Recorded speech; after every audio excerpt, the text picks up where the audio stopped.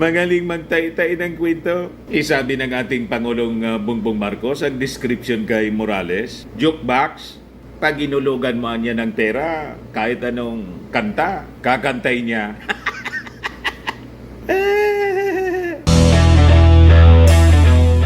Ito naman po yung bago naming product na binibenta online. iGlow Serum Whitening po siya. Tingnan ninyo yung epekto sa aking anak na architect before and now. Yung mga inquiries po ninyo, dumiretso na lang kayo sa kanyang Facebook account, Riz Maravillas. Siguro, karamihan po sa inyo mga kababayan nakapanood sa live coverage ng mainstream pati ng mga vloggers sa pangatlong investigation po ng Senado. Yung Committee on Public Order and Dangerous Drugs ni Senator Botas. Senator Bato. Talaga naman niya Mr. Maravillas, si Senator Bato. Nagkabutas-butas, pati yung kanyang testigo. Hindi ko nasimulan mga kababayan, pasensya na kayo kasi siyempre busy rin tayo. Pero i-review ko po yung recorded na live streaming ng Senado. O yan po, yung Committee on Public Order and Dangerous Drug hearing kanina, Senate of the Philippines. Ang nangyari po mga kababayan, imbis madurog po yung ating Pangulong Bongbong Marcos, ang nadurog po si Morales, nadamay si Bato.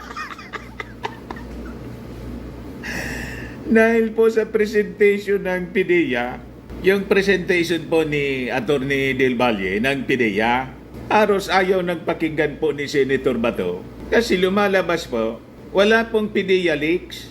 Yung document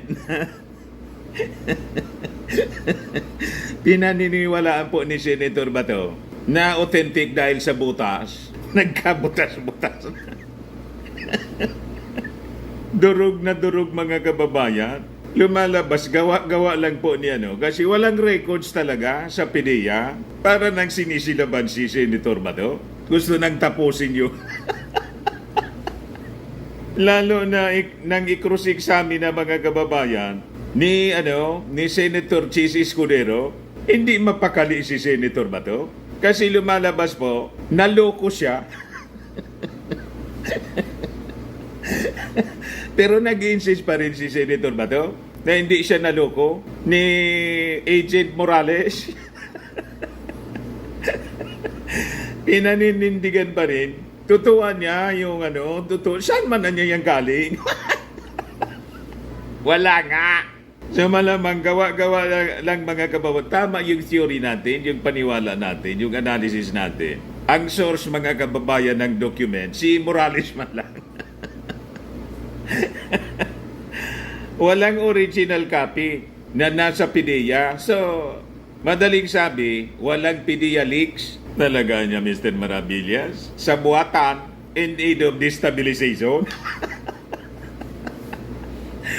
Yan po, mga kababayan, hindi man in aid of legislation, in aid of destabilization lumalabas. Sabi nga po ng dating PIDEA chief, STL niya yan, si Morales, niya Mr. Maravillas na STL, storytelling liar.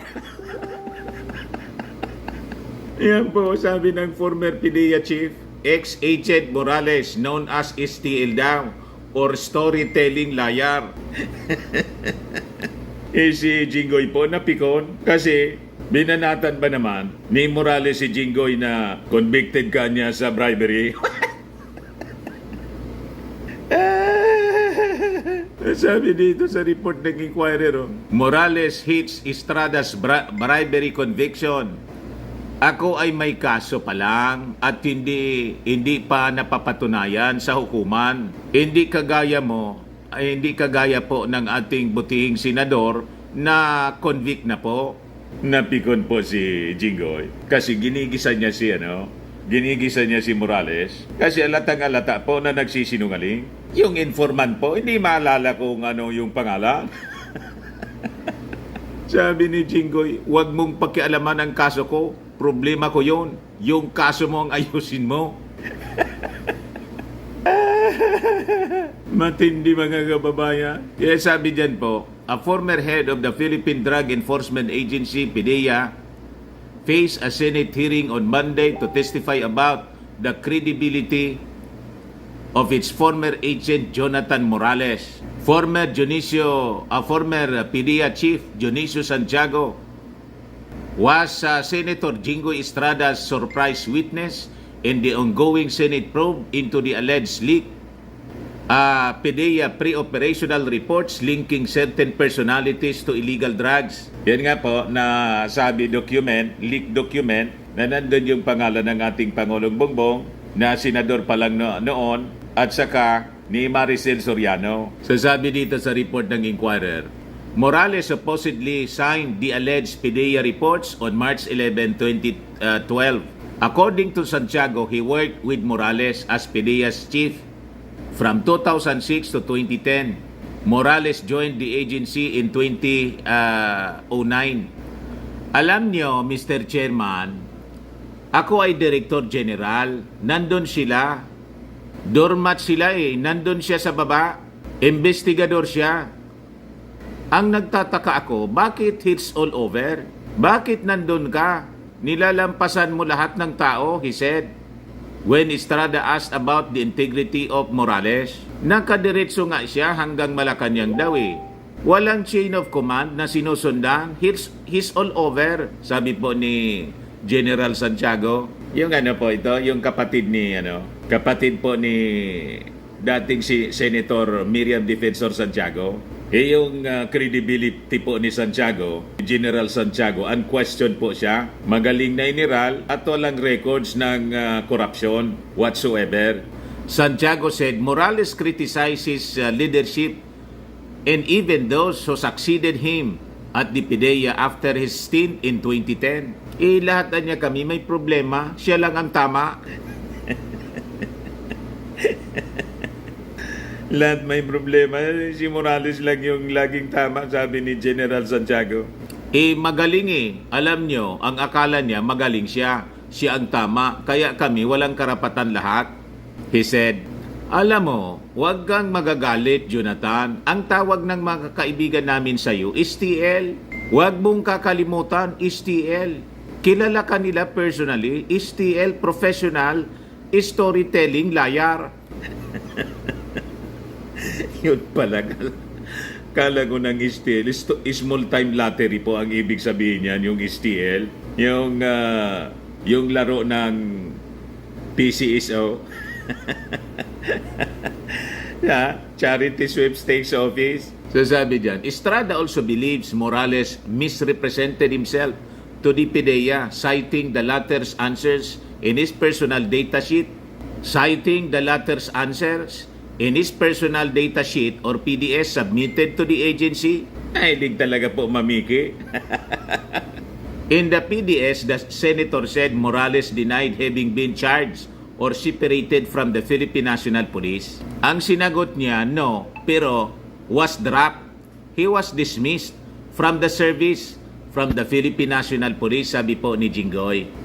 The senator reminded Morales that his PDS was made under oath. Malinawan niya na nagsisinungaling ka sa PDS mo dahil dito maliwanag na sinabi mo na wala kang mga kaso. Sabi mo, no? Sabi po ng senador. May tanong dito sa PDS, have you been separated from the service? Sinabi mo, no. Pero dito natanggal ka sa serbisyo. Meron kang mga kaso. You have misrepresented yourself. O di sinungaling ka? Yan mga kababayan, ang witness ni Bato. Kaya nang i-cross-examine po ni Senator Cheese. At saka mag-present po si Atty. Del Valle yata yon ng PDEA. Aros gusto nang ipatigil ni Senator Bato yung presentation po ng PDEA. Durog na durog po yung testimony ni Morales, pati yung kanyang belief na authentic yung document, durog na durog. Parang sinisiliban si Bato. Sabi ni Bato, naniniwala naman anya ako sa inyo na ito hindi galing sa inyo, pero dapat anya imbestigahin natin ito. Kasi makita mo anya, may butas. Ngingiti-ngiti po si Chis Escudero. Pinaliwanag niya yung sineroksan niya. Noong ako nasa college pa, College of Law, ganun na niya talaga. Depende sa Xerox sa copier. May malinaw, may medyo malabo. Yung pagka-photocopy niya, hindi po makita kung saan galing yung original copy noon. Yun ang pinanindigan po ni Senator Butas. Ay, Butas, Bato? Mamaya ipakita ko sa inyo po yung video, mga kababayan ng Senado. Recorded video ng Senate investigation. Nakakatuwa si Bato. But Morales, sabi rito, insisted he did not misrepresent himself to PIDEA, saying he had complied with the agency's requirements. He explained that he was later asked to change his answers in the PDS because at the time he did not yet know the status of some of the required information. Yun ang kanyang palusot, mga kababayan. STL nga po, storytelling liar. Magaling magtay-tay ng kwento. Isabi ng ating Pangulong Bongbong Marcos, ang description kay Morales, jukebox, pag inulugan mo niya ng pera, kahit anong kanta, kakantay niya.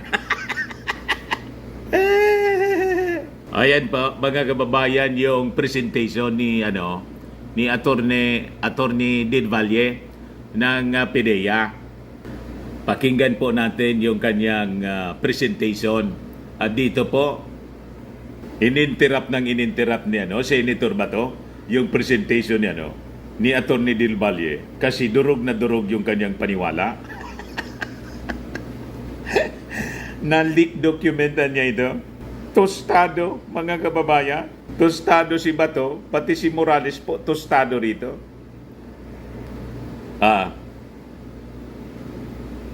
Thank you very much. Good afternoon, Mr. Chair, and to the honorable members of this committee and to all those who are present here, good afternoon. I would like to say thank you, Mr. Chair, for giving us this opportunity to discuss with you the result of the investigation that we have conducted to answer the following questions. Number one, whether these documents, the pre-documents, ay naging part or official document of PIDEA.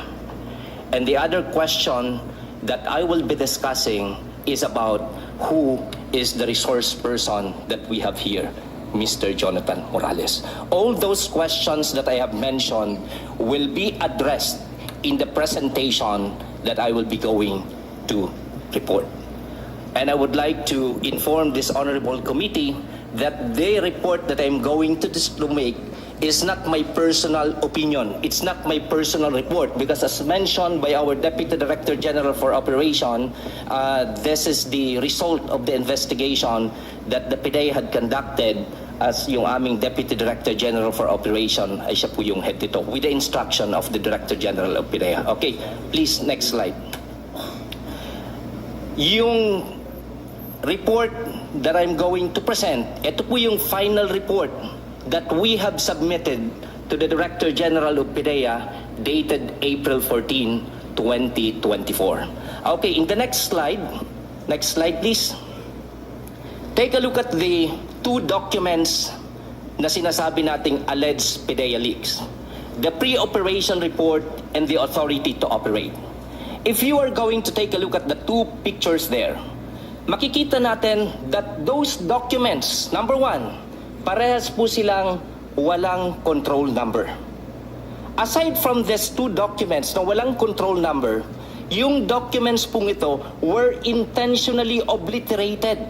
And yung documents pong ito, most of the items therein ay remained unfilled. This deprived the PIDEA para malaman po magkaroon ng kung talagang totoo or hindi or nag-i-exist yung dokumentong ito. Kasi hindi namin mabe-verify. The investigation that we have conducted during the past 2 years. Kapag na-disapprove o kaya hindi na-submit yung papel na yan, magkakaroon ba ng control number? May interruption halimbawa, agad po si Bato. Ako si Morales. At inamin naman niya, pinirmahan niya.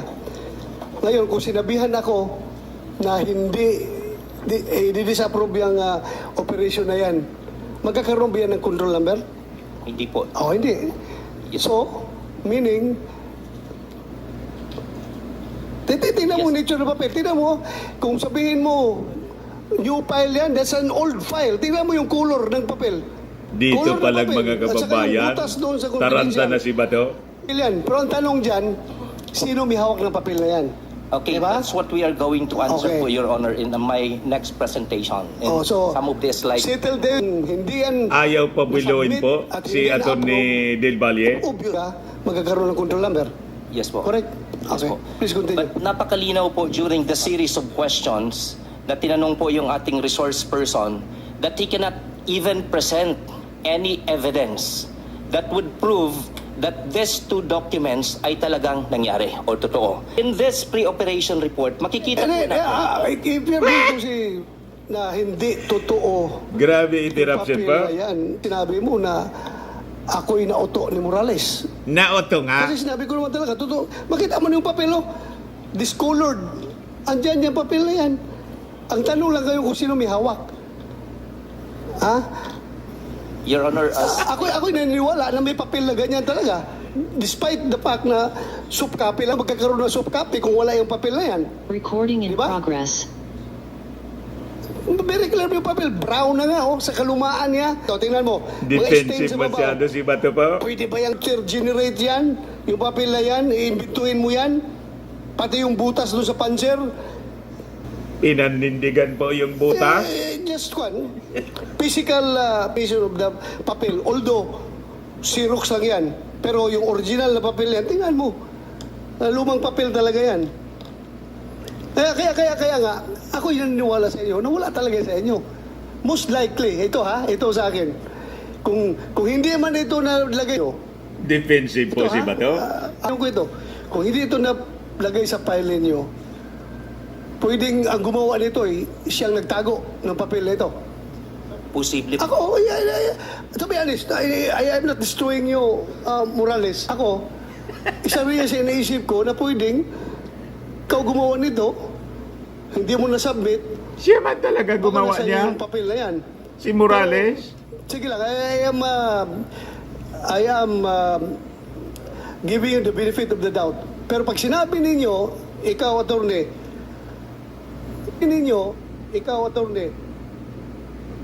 kung sabihin mo na never nag-exist yung papel na yan, yan ay gawa-gawa lang. Maniwala kaya ako sa'yo? Yung nature ng papel, kahit na photocopy lang yan, paano lalabas yung soft copy kung walang hard copy? Oh, anong sinisirox niya? Kung ano kinukopyahan kung wala yan? Kung hindi yan existing. Your Honor, Pwede naman po mga kababayan na si Morales gumawa muna ng document na original. Pero siya yung gumawa. Tapos, binutasan niya para lumabas mga kababayan na final niya. Tapos, sinirox. Nang magkailang beses mga kababayan para magmukha mga kababayan na siya luma na.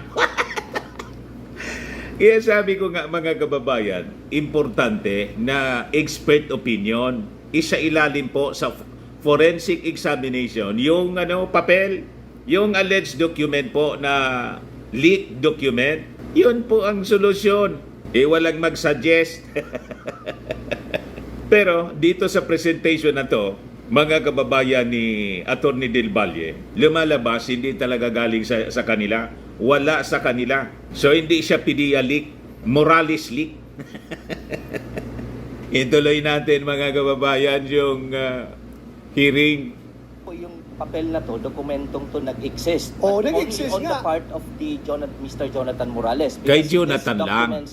documents that I have been mentioning, never po itong naging part ng official document Well, of the day. naniwala ako sa inyo pag dineclare nyo yan dahil talagang tinignan nyo sa record ninyo. Tinignan nyo sa record nyo. Wala talaga yan. Yes, Pero Your Honor. please do not impression to this committee na Galata si non-existent yung Bato. papel na yan. Ano nagkakaroon ng soft copy kung walang hard copy niyan? Existent yan, but you cannot determine the location of that paper. Yes, Your Am Honor. I correct? Okay, so dapat magkaintindihan tayo dyan. Yes, Your Honor. At tayo nagdududa kung sino nagtago ng papel na yan at sino nag-leak, di ba? Sino? Kaya yan tayo ng investigasyon. Mako-corner na kasi po. Okay, Please Nasa continue. buwatan. Mr. Chairman, if I may, if an agent prepares Pumasok na a si pre-op Cheese. report, theoretically, and does not submit it, dahil nagdalawang isip siya, natakot siya, kung ano man ang motibo niya, o nabayaran siya, kung ano man ang motibo niya, he did not submit it, as you testified, wala sa records niyo. Is that document confidential? Is that document part of your official? My answer, Your Honor, it's no. It did not become part of the official records of PIDEA. you see? Maybe that documents ay naging official or personal file lamang po ng ating resource person. Hindi Ang siya leaked personal document file po. ng isang resource Hindi person, galing sa tulad ng PIDEA. sinabi ng ating chairman, nung sa marami siyang mga informant, may mga ebidensya kang nakakalap, pag-alis sa departamento, pag-retire, dala-dala niya yun. Iuwi niya yun. Parang ako rin yan. Nung nag-congressman ako, nag-governor, unang term ko sa Senado, nung natapos, dala-dala ko rin lahat. Malay ko bang bawal yun? Sabi nga ni Senator Tolentino, wala namang batas na nagsasabing bawal yun. So hanggat hindi tinatanggap ng PIDEA para magpasa kayo kung itutuloy nga ba yung operasyon o hindi pa opisyal na dokumento ng PIDEA yan. Ganun po ba interpretasyon Yes niyo? po, Your Honor. So it may be a document prepared by a PIDEA agent, but not something that the PIDEA would, as of yet, because it has not yet been tested, the veracity, the validity, at hindi hinusgahan pa kung ito nga ay i-operate natin o hindi. Yes po, Your Honor. Ngayon, tudutuan ko po kung pinapanood niyo po yung mga hearing ni Senator Bato na number 1 yata to sa social media ngayon, ang aligasyon ni Ginoong Morales ay hindi sa pinayagan ni Operito. Pinigilan siyang i-operito. Umakyat hanggang kay General dating Director Kakdak. Umakyat hanggang kay Gadapan. Umakyat hanggang kay SSO. Ang dami ng pinuntahan. Kaya pinatawag pa rin siya sa Malacanang kung hindi bahagi ng record ng PIDEA, paano ito matatanggihan ng kahit sino sa PIDEA kung wala sa records? Okay, Your Honor. Actually po ang nangyari dito kasi is hindi po sinunod ni Mr. Morales yung standard procedure of PIDEA. You Kasi see? pag may dumating na confidential informant, yung dapat gagawin niya after conducting interview, si Mr. Morales, dapat kakausapin niya rin po Irregular yung kanyang immediate superior, which is Director, the Division Chief Irregular during that yung time ginawa. ay si Director Francia. Gawa-gawa And lang after talaga talking niya. sana kay Nasaan si Director Francia? Francia, Nasaan si Francia? submit po siya ng Your Honor, Mr. Chairman, dininay nga po, ang instruction po ni Wait until I recognize you, ha? Kaya may chairman dito para ako magdala sa discussion. Tatanungin kita mamaya. You want to say something? No, he was about to say yes. something. After sa kanyang division chief, dapat malalaman din po ito ng kanyang director. And during that time, it's Director La Chica, yung Director of the Intelligence and Investigation Service. Nagtataka po kami kung bakit even yung kanyang division chief, si Director Francia, even yung kanyang Director in the Intelligence and Investigation Service, si Director La Chica, hindi man lang na-inform. In fact, wala silang kaalam-alam You sa see? nangyaring ito. Dumirekta daw siya kay Deputy Director General for Operation, si then Sir Gadapan. Hindi po yun yung normal procedure. In fact, the Deputy Director General for Operation, hindi na po kailangan yung approval niya. In preparing this particular documents, hindi po kailangan yung approval ng DDGO. Ang mangyayari po, dun lang sa level nila, dapat naayos doon. And after that, kung after validation, okay, so dapat dun pa lang sila kukuha. Magre-report sa Plans and Operation Service para po makakuha ng Authority to Operate and Pre-Operation Report. So At in yung this case, binabanggit ninyong Deputy Director Gadapan, nagkataong pumanaw na. yes po. Pero so far, yung mga buhay pa, hindi pinapatotoo Yes po.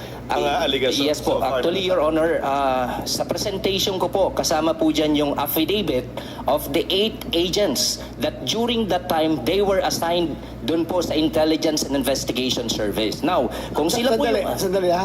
Andito mala si General Kakdak. Sir, this happened during your time? Di ba 2020 po? O si Gutierrez? No, Your Honor, it's but still Yusek Gutierrez. Ayun si Gutierrez pa, sir? Yes, sir, because I assume October, but my order is October 11. Okay. Thank you, sir. Thank you, Your Honor. Ang hirap po na tayo matanong dahil puro pumanaw na sa langit na. Thank you. Thank you, sir. Thank you. If I Please may continue. dito sa dalawang nakita natin na pre-operation reports in authority to operate, sabi ko po kanina maraming blanco. And then we have to take note of the fact na linagay niya po dyan na 7 other personnel of the IIS, Intelligence Investigation Service. Consistent po yan doon sa kanyang naging letter sa aming pong Director General of PIDEA dated April 7, 2024 na yung conduct niya ng interview doon sa confidential informant ay in front of some other IIS personnel. So ano pong ginawa ni PIDEA para po malaman kung totoo o hindi? Pinatawag po namin yung mga naka-assign during that time sa Intelligence and Investigation Service. Sino-sino yun? We have consulted the Director of the Human Resource Management Service of PIDEA and then kinausap namin sila, nangyari ba talaga to o hindi? Recording in Ang sabi progress. po nila, wala po silang kaalam-alam, wala po silang natatandaan based on their personal recollection na may nangyari pong confidential informant na nag-report stating therein na yung subject po na nandito sa ating pre-operation report and the authority to operate ay naging po. Okay. Yung nga, na-discuss na natin ang previous hearing, no? Yung affidavit nila. Yes, sir. Pero yung tinanong ko sila, were they present during the time na kinausap ni Morales yung confidential agent? Yung araw na yon which was a Purely Saturday. fabricated po. Ang sabi rin ng mga agent na yon is wala daw Sabi sila ng dahil sa PIDEA. bagyo. Yes po. Wala daw sila Gawa-gawa doon. lang ni So, tinanong Morales. ko pa nga, ang implication nitong affidavit nyo doon sa pag-disclaim sa claim ni Morales na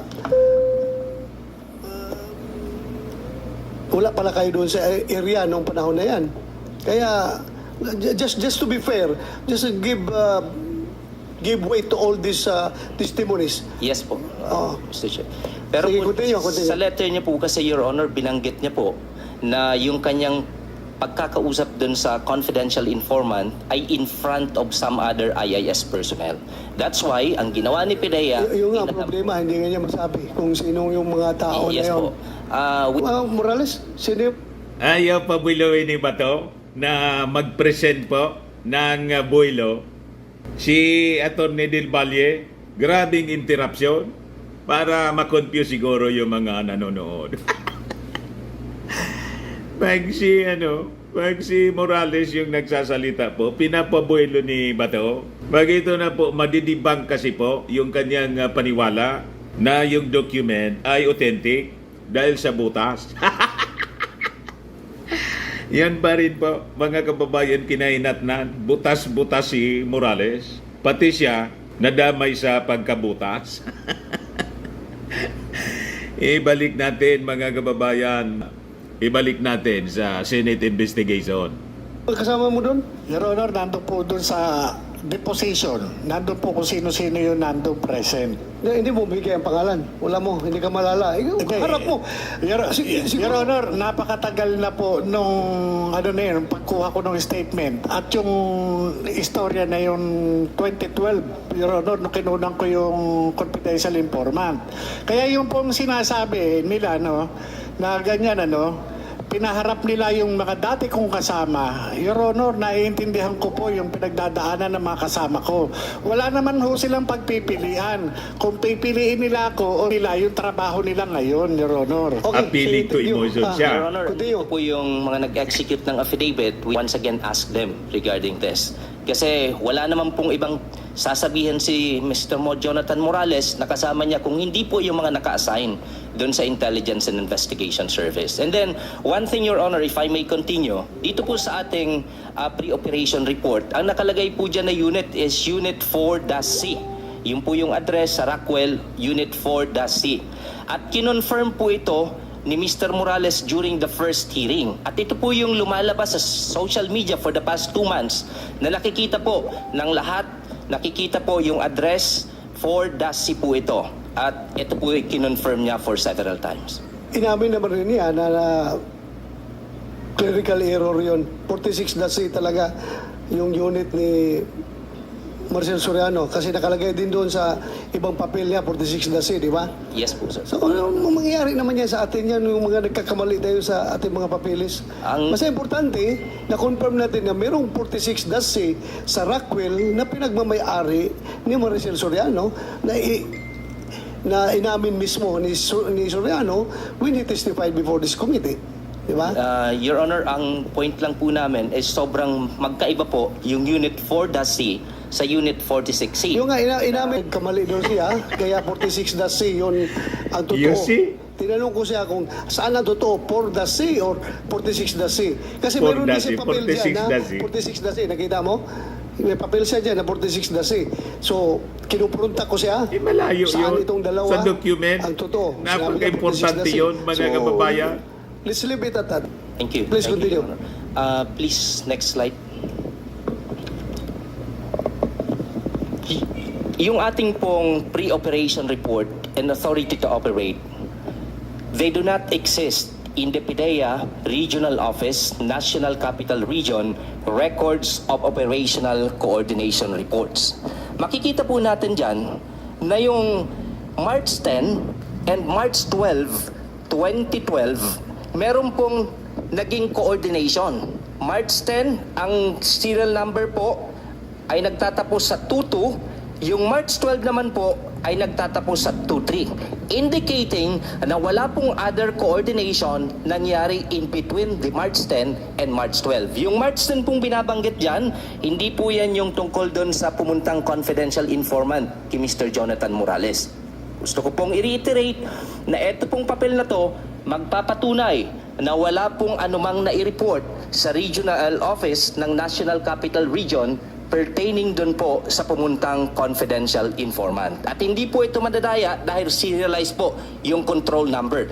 Magkasunod po yan, wala pong in-between na nangyari and wala pong other coordination. Talagang You see? ipaparating mo doon sa operation regional operation center kapag may magpunta sa iyo na informant. Ganun ba?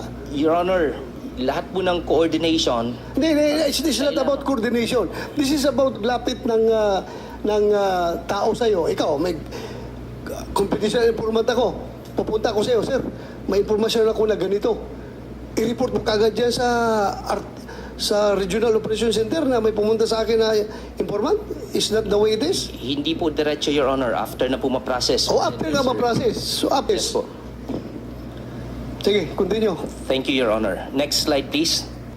Durog na durog si Bato pa.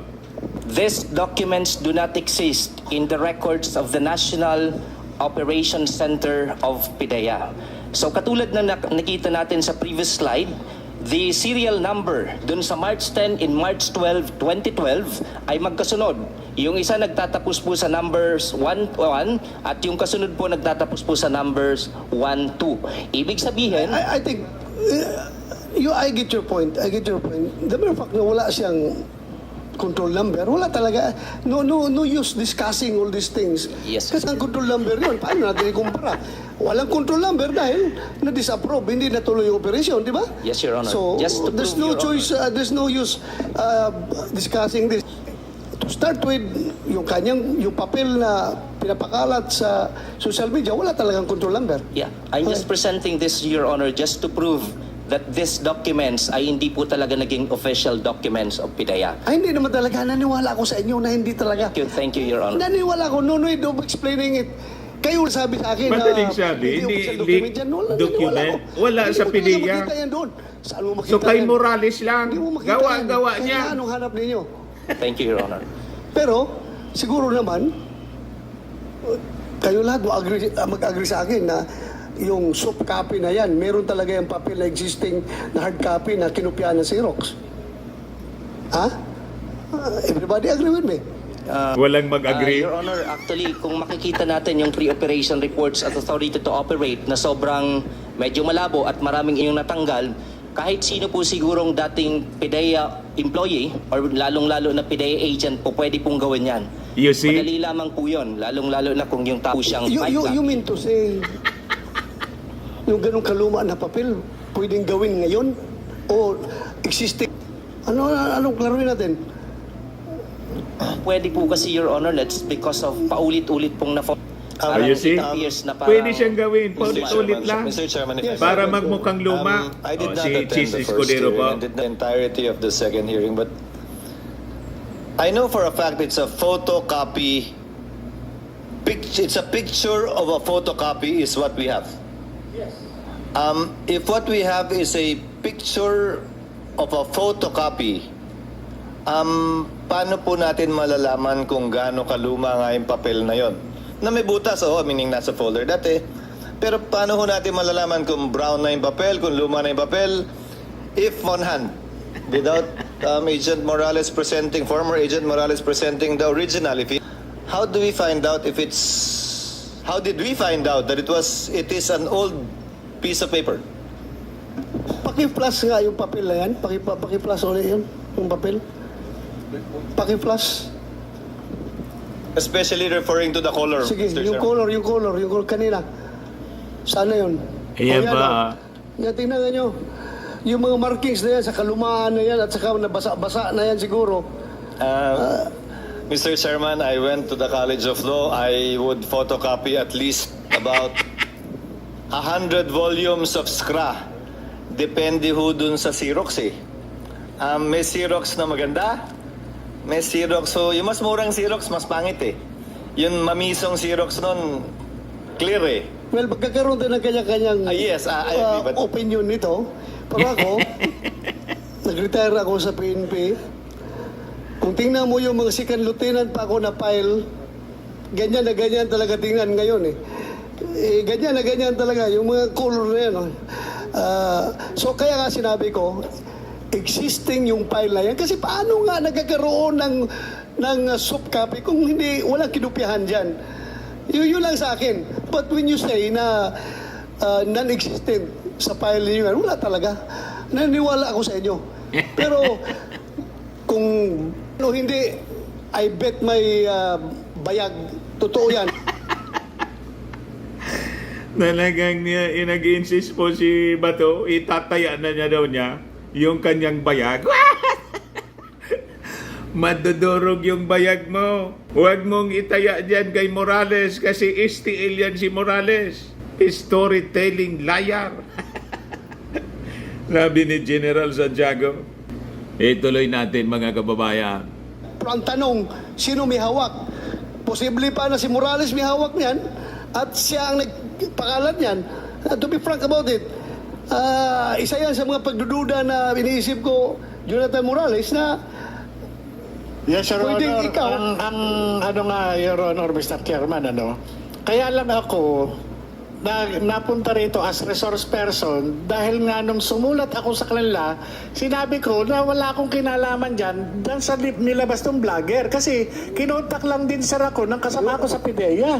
yung nga, Kaya ko lang din nalaman. yung nga pa pinakita yung pangalan Dininay mo na niya dyan. si Marlica. Pinakita yung signature mo. Sumulat ka kagad sa PDEA na Dahil nga Tumawa. Yes, sir, Your Honor. Dahil tanda ko naman talaga na ako talaga yung nag-imbestiga doon sa confidential informant. Alam nila yan, sir. Alam nila. Dinideny lang nila ngayon. Anyway, Ano na ba to? sige, continue. Your Honor, Oh. next slide please. They do not exist in the PIDEA blatter book ng aming Plans and Operation Service from 2010 up to present. Lahat po ng anti-illegal drugs operations and coordination na ginagawa, aside from yung amin pong database, meron po kaming blatter book na dala po namin ngayon, yung hard copy. Nakalagay po doon from 2010 up to present. Lahat po ng coordination, lahat po ng anti-illegal drugs operation. So in this case, wala pong entry na nagsasabi regarding that confidential informant. Next please. Next slide please. Ito po yung certification that we have from the Plans and Operations Service stating therein na wala nga pong nakalagay doon na nagpumunta na confidential informant and wala pong nag-coordinate regarding that matter. Next slide please. Dito po sa aming formis, nabanggit po ito dati na although hindi po nakalagay sa aming formis, ito po ay hindi rin nakalagay. Before formis kasi meron kaming data monitoring system, yung Damon po.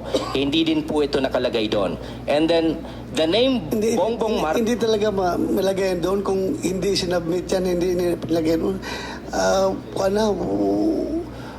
Wala talaga. Hindi mo makita yun doon kung Yes. meron nagtago niya. Yes po. And Meron nagtago niya. yes. So, And the name Bongbong Marcos. ma'am, marami ka pa? Marami ka pang aside from that? Konti lang. Please wrap up dahil ako ang prayer ngayon. Nagmamadali na? Baka dalawang beses ako Opening pumalitan prayer sa daw Espiritu, siya. hindi ako- Ayaw niya last nang decision sabihin akong, itong against nalita Bongbong ako sa Marcos na wala si Bonget. Continue. And the name Bongbong Marcos, Ayan. alias Bonget, does not appear in Yan. the National Drug Information System or Interagency Drug Information Database. Hence, he has never been included in the drug list or been subjected to any negation operation. Next, please. Remember talking about the drug list dito ha? Ang ating Malinaw pinag-usapan ko, po, yung leak na yan, mga yung- kababayan. Grabe interruption yan, no? Ayaw niyang pabuiluin yung pagsasalita ni Atty. Del Valle na sinasabi, mga kababayan, wala doon ang pangalan ni Bongbong Marcos. O yan po, mga kababayan, sabi diyan, they also refuted that the name Bongbong Marcos Bonget mentioned in the pre-operations report dated March 11, 2012, which circulated in the YouTube blog of Maharlika, became a subject of their meeting for the purpose of conducting intelligence operation. You see? O sabi, in the joint affidavit dated April 14, 2024, 8 former co-employees of Mr. Morales at the Intelligence and Investigation Service debunked the latter's claim that there was no such confidential informant and information that a group of showbiz and political affluent personalities are using illegal drugs inside Unit 4, AC, Rizal Tower Building, Rockwell, Makati City. Ayan ang gustong i-interrupt, mga kababayan. Ini-interrupt ni Bato yung paliwanag, mga presentation, hindi paliwanag kundi mismong presentation ni Atty. Del Valle ng PIDEA. Sabi ni, nagmamadali na si Bato po kasi opening prayer daw siya sa Senado, sa Senate session. Kasi po, durog na siya. At saka yung kanyang witness na si Morales, sa presentation pa lang po ng PIDEA ni Atty. Del Valle. Ipagpatuloy natin, mga kababayan. report at saka yung Nagmamadali siya. to operate, yun ang pinag-usapan natin, hindi drug list. Kasi ako, kung tanungin mo rin ako, nag-PNP ako, wala talaga ako nakita about that information. Ako mismo, Kita mo? So, sinabi niya din, mga kababayan, kasi in-interview siya, January yata, February yun, this year, kung nakita ba niya yung pangalan ni President Bongbong Marcos.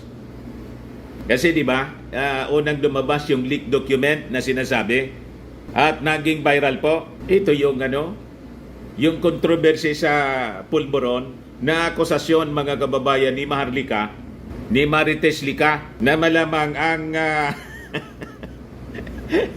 alam na ninyo kung sino nang nasa likod ni Marites Lica, yung siging akusa na mayroon tayong presidenteng bangang adik.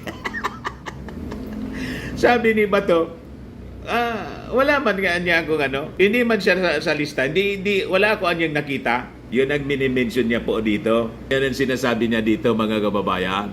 So wala. honestly speaking, wala ko nakita. Kita ba? Pero hindi ko sinasabi rin na hindi siya pwede magiging subject sa information galing from somebody. Yun lang sa akin. Pero kung sabihin mo yung list na yan, wala ko nakita. Ako. Ayos eh. Wala sa drug list, mga kababayan, na sinasabi ng amo niya, na si Digong, na may nakita siya. Pinakita sa kanya. Nasa, what's the drug list? Yung ating Pangulong Bongbong Marcos, di pa siya Pangulo noon. Inulit ngayon iba to, na wala siyang nakita. You see? So sabi nga natin, mismong sa investigasyon ni Bato, dinurog niya yung sarili niya. O, di ba? O, diretso tayo. Replay nito. Continue. Thank you, Your Honor. Next is the joint affidavit ng mga naka-assign in the Intelligence and Investigation Service during the March 2012. Okay, stating in the affidavit po na wala sila based on their personal recollection, wala po silang nalamang ganong information. Next slide, please. Certification coming from the Human Resource Management Service of PIDEA na kung sino-sino po yung assigned na mga drug enforcement officers during that March 2012. Next, please. And ito po, yung pagkatao ng ating resource person, one of the topics that we discuss in the investigation that we have conducted. Your Honor, Mr. Chairman. Yes, go ahead, Senator Chis. Narinig na natin, akusado, maraming kaso, nagsinungaling noon, meaning it'll be submitted anyway. Since you will be doing the prayer, Mr. Chairman, Yes. I'd like to take advantage of the presence of this witness. Tokayo, Attorney Alam na Francis, niya. is a pre-operation report to operate that document? Is it a controlled document o form lang yun na matatagpuan Ayan sa po. opisina ng PIDEA? That's not a controlled document. Yun yan pong... So form lang yun na matatagpuan sa opisina ng PIDEA, Yes. dadabot ka ng isa kung may gagawin kang isasubmit kang pre-operation report o authority to operate. Tama po ba? Yes. Magiging controlled document lang yan pag nalagyan na ng numero. Yes po. So hanggat wala pang numero yan, hindi pa yan controlled document, therefore hindi pa yan official document, therefore hindi pa siya public document, therefore hindi pa siya kasama sa official records ng PIDEA. Yes po. Magiging official record lang yan, gaya na sinasabi ni Chairman De La Rosa, wala kayong kopya kasi hindi pa nga hindi pa siya sinasubmit, hindi rin siya bahagi ng official records ng PIDEA. Yes. If it is not part of the official records of PIDEA, it is not the proper subject matter of a leak either yet. Kasi hindi pa Hindi naman siya bahagi leak. ng official record ng PIDEA. Ngayon, posible It's not na a may leaked ginawang document. ganyan talaga si Ginoong Morales. May informant man o wala, may nagbigay man ng affidavit o wala, may picture man o wala, posible yon.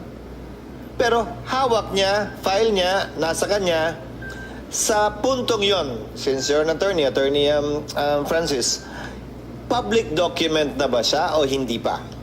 O dahil sa officer agent ng PIDEA, may tuturing ng public document siya? No, Your Honor. My next question, sir, is kung ito'y pinanumpaan, affidavit ba'y nagpapasumpa sa PIDEA noong mga panahong yon? Marami pong lawyers na naka-assign po sa Legal and Prosecution Service of PIDEA.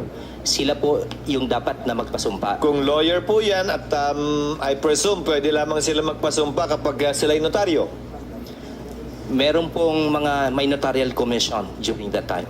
Yung walang notarial commission, meron po ba silang listahan ng mga pinapasumpa? Meron po kasi yung iba doon, although they don't have the notarial commission, allowed po sila to administer yung mga documents po. Allowed sila to administer oath, pero nire-record ba nila yung sumusumpa sa harap nila?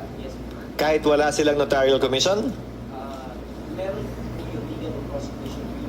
Sino-sino po yung mga nagpa-administer doon sa office? Matanong ko po kayo, sa dokumento ng PIDEA, kung binaligtanawan nyo talaga at nag-research po kayo sa lahat ng dokumento, meron po bang nakasaad doon na may nanumpa noong araw ng Sabado patungkol po sa bagay na ito? At kung sakasakali, listahan ng mga notaryo o mga abogaryo, dahil may record po yan ng kanilang mga pinanumpaan 10 years ago, 15, 20 years ago. Sinasubmit po yan sa husgado kada taon ng lahat ng notaryo.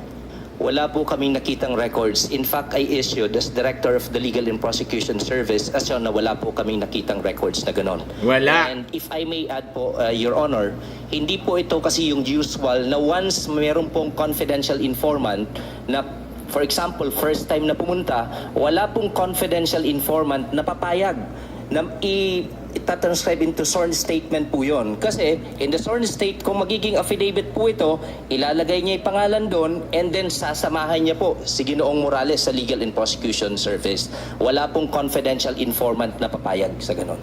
So, sa kasong ito, kung may affidavit man, personal niya yon, kung sang notaryo man yon, kung may pre-operation o authority to operate man, hindi pa niya sinusumite kung sakasakali. Para tumugma nga yung sinasabi ng chairman na posibleng may ganun dokumento na ganun nakakatagal, pero hindi dumapo, hindi nakaabot, hindi nakarating sa talaan, sa record, sa dokumento na nasa pangahawak ng PIDEA para maging official document ito. Yes po.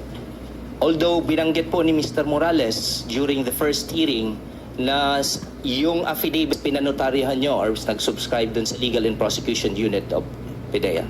Walang record nga doon Wala pong records. na may Wala. sumumpa doon sa petsang yon. Wala po. Hindi, PDEA leak. Huling katanungan, Morales leak. Ginong Chairman. Itong pre-operation Gawa-gawa niya, report at saka fabricated. authority to operate. Kapag tagyan na ng control number, dadaan na po yan sa proseso at kailangan ng pagpasahan ng mga opisyal. Tutuloy ba to? Wag itutuloy ito? Etc. etc. Tama po ba yan? Tama po. So ito ay kumbaga application lamang ito. Opo. Pag sinumite, doon palang gugulong yung bola, ika nga. Opo. Hanggat hindi sinusumite, hindi gugulong ang bola. Opo. Tama At po. walang kailangan pagpasahan sino man sa hierarchy ng PIDEA. Tama. Mula sa kanyang immediate hanggang sa pinakamataas na opisyal ng PIDEA. Tama po. Thank you, Mr. Chairman. Thank you, Attorney, for that clarification. Thank you, Senator very much. Chis. Ano na? Bato? Tayo, Ayawan na. ganito na lang. Meron pa tayong isang hearing. Sana makarating yung hindi pa nakarating dito. And afterwards, tapusin na natin. Tapos na ito. Mr. Chairman, Yes. on that point before we adjourn, Tapusin I'd like mo to na raise kasi- an issue now or probably on the floor later because I heard the chairman earlier that we would have wound up this Paninira hearing lang. if Secretary Ochoa had attended. But my problem, Mr. Chairman, is Maharlika, the number one antagonist, protagonist, character, whatever you call it, has no plans of attending. She has said so herself, Mr. Chairman. So, do we wait to and keep this hearing open? In regard to the other names mentioned, I brought this up in the last hearing, Mr. Chairman. For example, Mr. Morales mentioned President Duterte that he knows. Yun ang claim niya. And I raised the issue na hanggang saan tayo magpapatawag sa pangalang binabanggit ni Ginoong Morales. Binanggit niya si Ms. Maricel Soriano, inimbitahan natin. Binanggit si si General Kakdak, inimbitahan natin. Si General Serapio, inimbitahan natin. Gaya ng sinasabi ko, Mr. Chairman, at some point in time, we have to rein in kung hanggang saan lang. Kaya nang sabi nating Senate President earlier.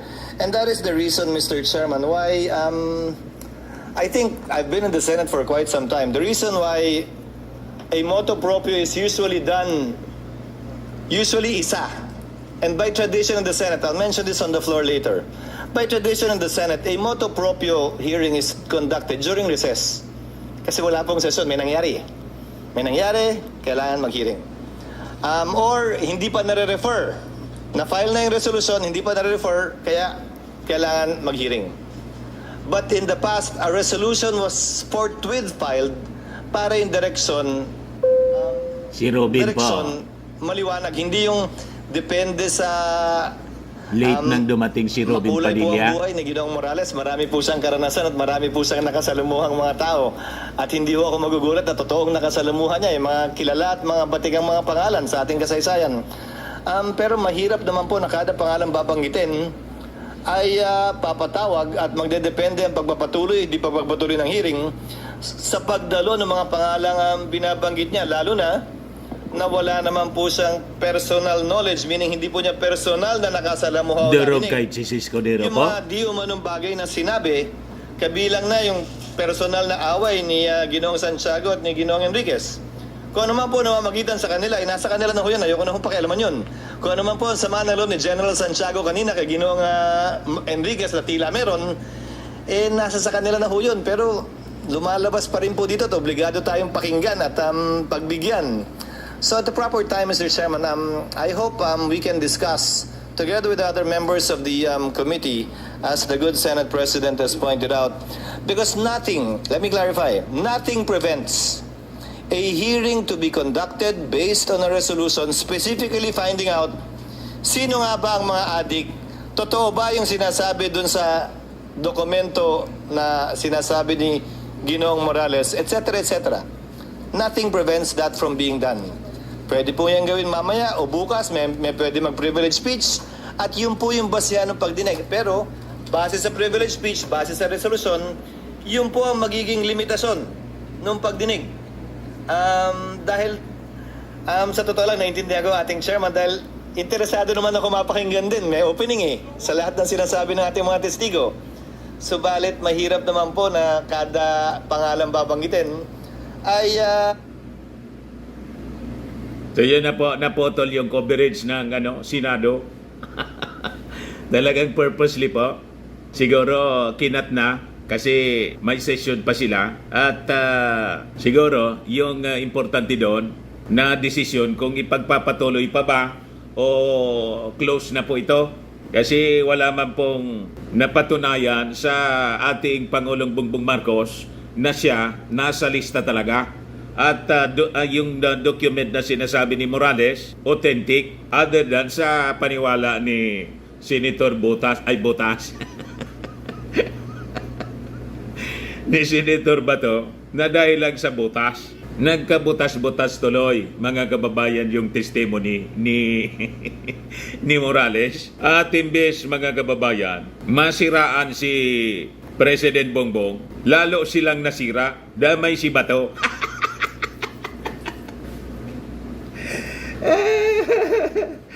Yun ang nangyari po, mga kababayan. Anyway, tingnan natin kung may susunod pa na Senate investigation o madala na si Bato. Pag na niya, nadamay niya tuloy ako.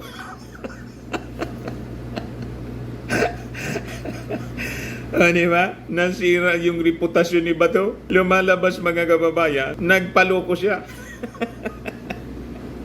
Kung hindi siya kasabwat. Ano ba? Sa in aid of in aid of legislation daw. Pero nagduda na nga po si Senate President Mig Subiri na in aid of persecution. So yun man lang po, mga kababayan. Ako po si Dante Maravillas. Bala na po kayo. Bye-bye po. God bless.